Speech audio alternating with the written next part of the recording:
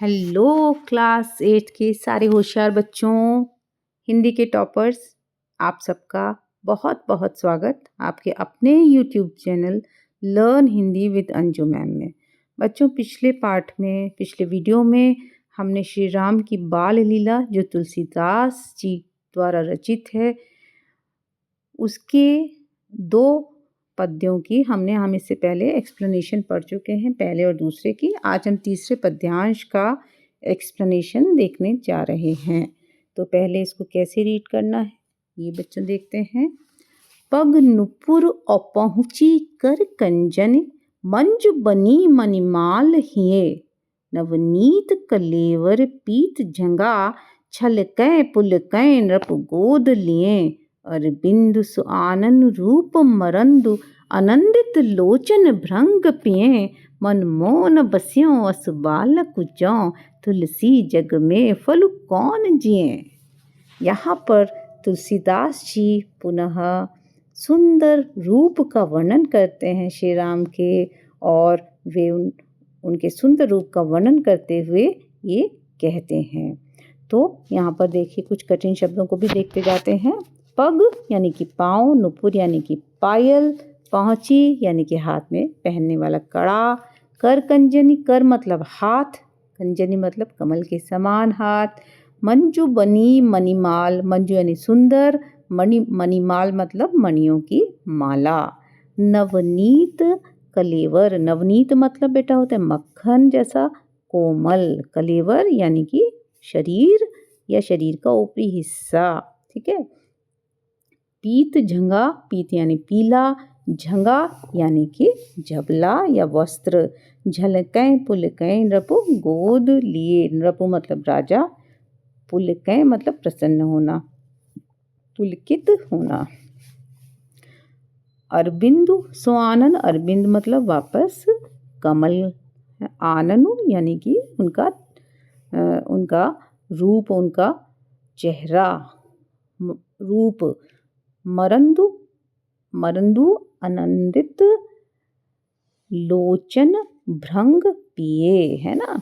तो लोचन भृंग का मतलब, लोचन मतलब बेटा होता है आँखें, नेत्र, ठीक है, और भृंग माने कि भंवरा। ये चीज़ें काफ़ी आपके बुक के पीछे भी सारे शब्दार्थ दिए हुए हैं, वो भी आप लोग देख लेना, ठीक है। मन मोन बस्यों अस बालक जो, तुलसी जग में फल कौन जिए।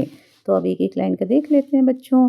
तो पाँव नुपुर, पग निपुर यानी उनके पाँव में नुपुर, पायल छम छन छन बोल रही है, और पहुँची कर कंजनी, और उनके कमल के समान जो सुंदर हाथ हैं उसमें उन्होंने कड़ा, यहाँ पहुँची यानी कि कड़ा पहना हुआ है।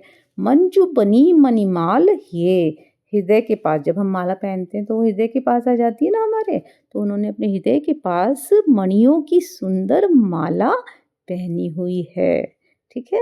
नवनीत कलेवर पीत झंगा, अब नवनीत यानी कि मक्खन जैसा कोमल, कलेवर यानी उनका शरीर है, उनका जो शरीर है वो बहुत ही कोमल है, मक्खन के समान है। पीत झंगा झलके, जिसके ऊपर पीला वस्त्र झलक रहा है, पीले वस्त्र की रोशनी पड़ रही है। पुलकै नृप गोद लिए, और जो राजा हैं यानी कि उनके पिता दशरथ राजा, वो प्रसन्न हो रहे हैं, पुलकित हो रहे हैं, प्रसन्न हो रहे हैं इस रूप पर, और उन्हें अपनी गोद में लेकर वो प्रसन्न हो रहे हैं। अरविंद सो आनन रूप मरंदु, आनंदित लोचन भृंग पिए, उनका जो कमल के समान सुंदर मुख है वो अत्यंत रूपवान उनका मुख है, और उस सुंदर मुख पर जो लोचन भृंग पिए, वो अपने भंवरे के समान अपने नेत्रों से उनके सुंदर रूप को, एक तरह से जैसे जो भंवरा होता है ना वो फूलों से रस को पीता है, उसी तरह से वो अपने नेत्रों से उस सुंदर रूप का रसपान कर रहे हैं, आनंदित हो रहे हैं बिल्कुल उस रूप का रसपान करते हुए। मन में न बस्यों अस बालक जौं, तुलसी जग में फल कौन जिए। तो तुलसीदास जी कहते हैं इतने सुंदर बालक जिसके मन में ना बसें, ऐसे व्यक्ति का संसार में जीने का क्या फल है, यानी क्या औचित्य है। अर्थात ऐसे व्यक्ति का जीवन व्यर्थ है जो इतने सुंदर रूप के इन बालक को अपने मन में, अपने हृदय में ना बसाए। ठीक है बच्चों, तो ये हमने एक्सप्लेनेशन इसका देख लिया।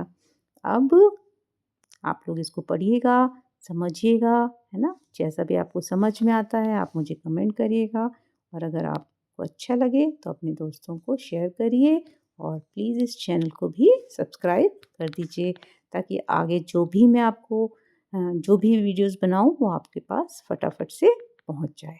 ठीक है बच्चों? तो चलते हैं फिर अगले वीडियो में फिर से मिलेंगे। Bye bye.